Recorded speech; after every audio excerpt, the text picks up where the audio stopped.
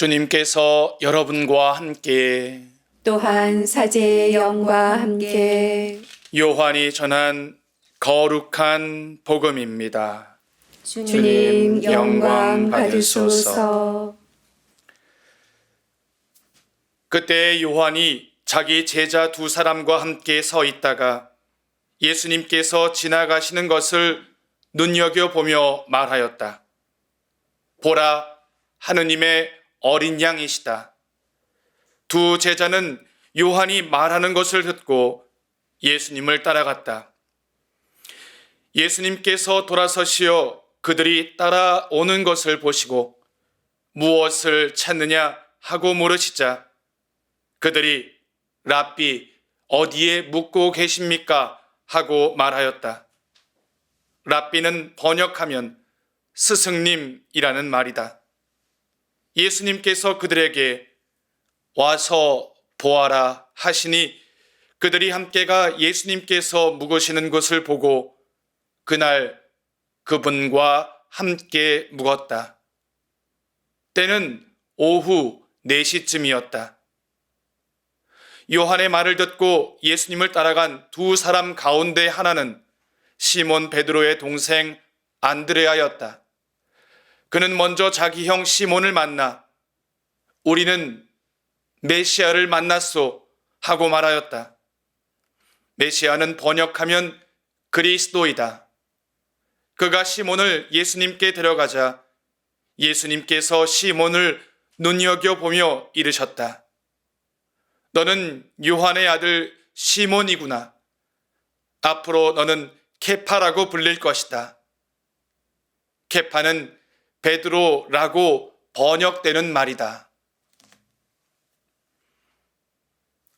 주님의 말씀입니다. 그리스도님 찬미합니다.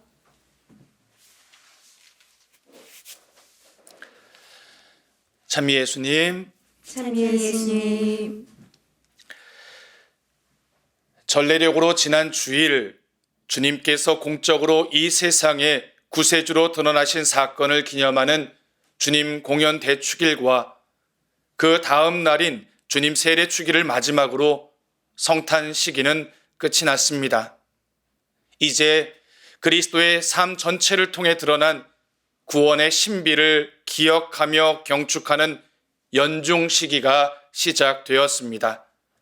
우리는 이 시기에 구원의 기쁜 소식을 전하는 예수님의 공생활과 교회가 어떻게 성장했는지에 대한 독서와 복음 말씀을 묵상하게 됩니다.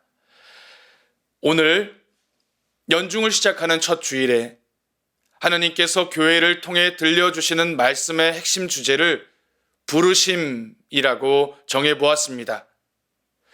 제1독서는 아이를 낳지 못하던 한나가 하나님의 자비로 얻게 된 사무엘에 관한 이야기, 특히 사무엘이 어떻게 하나님의 부르심을 받게 되었는지를 전해줍니다. 한나의 서약대로 하나님께 봉헌된 사무엘은 엘리 곁에서 머물며 주님을 충실히 섬겼습니다.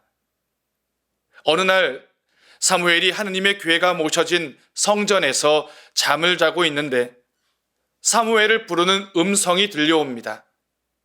하지만 사무엘은 엘리가 자신을 부르는 것으로 착각하고 그에게 달려가 자신을 불렀냐고 물어봅니다. 사무엘은 아직 주님을 알지 못했기 때문에 그런 착각을 한 것입니다.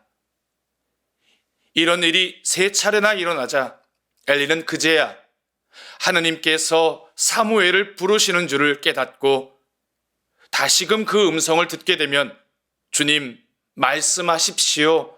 당신 종이 듣고 있습니다. 라고 대답하라고 사무엘에게 알려줍니다. 하나님께서는 다시 사무엘아, 사무엘아 하고 부르십니다. 사무엘은 엘리가 알려준 대로 말씀하십시오. 당신 종이 듣고 있습니다. 라고 대답하며 하나님께서 앞으로 이루실 일이 무엇인지 듣게 됩니다. 아직 하느님을 알지 못하는 사무엘이 엘리의 도움으로 하느님의 부르심을 깨닫게 된 것처럼 아직 이 세상에 오신 참된 구세주를 알지 못하던 세례자 요한의 제자들은 세례자 요한의 도움으로 예수님을 만나 그분이 누구이신지 깨닫고 그분을 따르게 됩니다. 세례자 요한은 예수님이 오시기 전 그분의 길을 닦는 선구자로서 제자들에게 예수님을 하느님의 어린 양이라 소개합니다. 그렇다면 여기서 세례자 요한이 표현한 어린 양은 과연 무엇을 뜻하는 것일까요? 탈출기를 보면 어린 양은 히브리 민족이 이집트의 종살이에서 해방될 때 모세를 통해 하나님께서 파라오에게 내리신 10번째 재앙, 곧 이집트의 모든 만물을 없애버리려는 재앙으로부터 히브리 민족을 죽음에서 벗어나도록 마련하신 희생 제물이었습니다. 하나님께서는 히브리 민족이 사는 집 문설주와 상인방에 어린 양의 피를 발라 표시하라고 모세에게 명령하셨고 죽음의 천사는 그 표시를 보고 그 집을 거르고 지나가게 됩니다. 여기서 지나간다라는 의미가 바로 우리가 잘 아는 히브리어 파스카입니다. 이집트를 탈출한 후 이스라엘 백성은 하나님께서 이루신 놀라운 구원의 사건을 기념하기 위해 매년 파스카 축제를 기념하는데 이때 어린 양을 제물로 바치는 행위가 예식의 중심이 됩니다. 때가 차서 하나님께서는 이스라엘 백성의 구원을 위해 마련하신 구약의 파스카를 대신하여 당신 아들 예수 그리스도를 이 세상에 보내시어 온 인류의 구원을 위한 파스카를 마련하십니다. 예수님께서는 인간의 죄값을 대신 치르시고 죽음의 권세를 없애시어 인간이 하나님과 온전한 화해를 이룰 수 있도록 마치 히브리인들을 구원하기 위하여 희생된 어린 양처럼 당신 자신을 십자가의 희생 제물로 바치십니다. 이 신비를 이미 잘 알고 있던 세례자 요한은 예수님을 하느님의 어린 양이라고 소개한 것입니다. 우리가 하느님을 잘 알지 못하던 때 하나님께서는 누군가를 통해 또는 삶의 특별한 사건들을 통해 우리를 당신 곁으로 부르십니다. 아직 하나님이 누구인지 잘 알지 못하지만 제자들은 세례자 요한의 말을 듣고 주님 곁으로 나아가 그분 곁에 머물며 그분과 함께 밤을 보냅니다.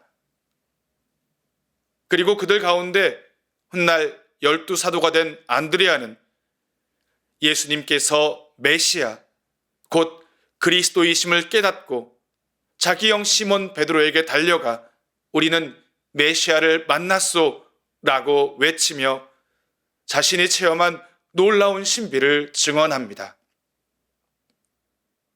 지금도 우리를 새롭게 부르시는 그분의 음성을 우리는 알아차려야 합니다.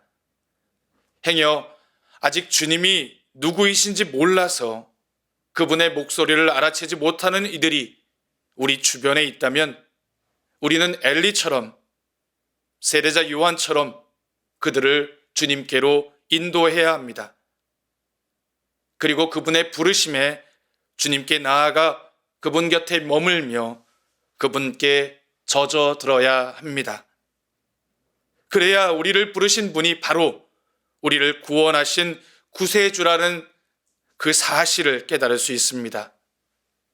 그분 곁에 머물며 그분의 말씀, 그분의 눈빛, 그분의 마음을 들여다볼 때 우리는 우리가 살아가고 있는 이 삶의 참된 의미를 발견할 수 있게 됩니다.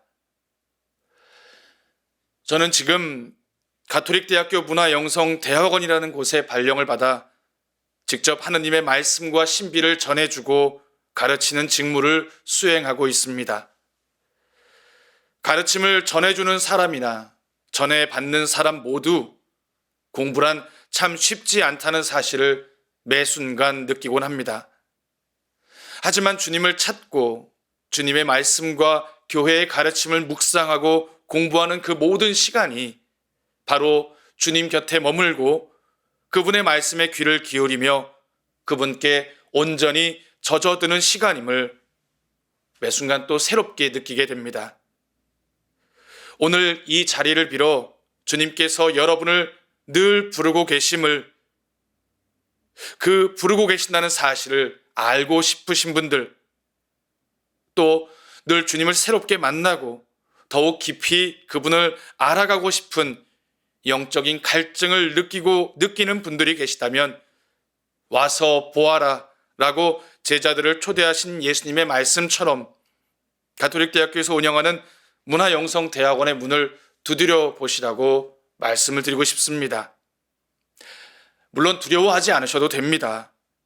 지금 함께 공부하는 학생들, 그 학생들은 직장을 다니면서도 또 바쁜 일상을 살아가면서도 시간을 내어 열심히 주님을 찾고 만나고 있습니다. 간절한 마음과 열정만 있다면 두려울 것이 하나도 없습니다. 하느님께서 우리 모두를, 여러분을 채워주실 것이기 때문입니다.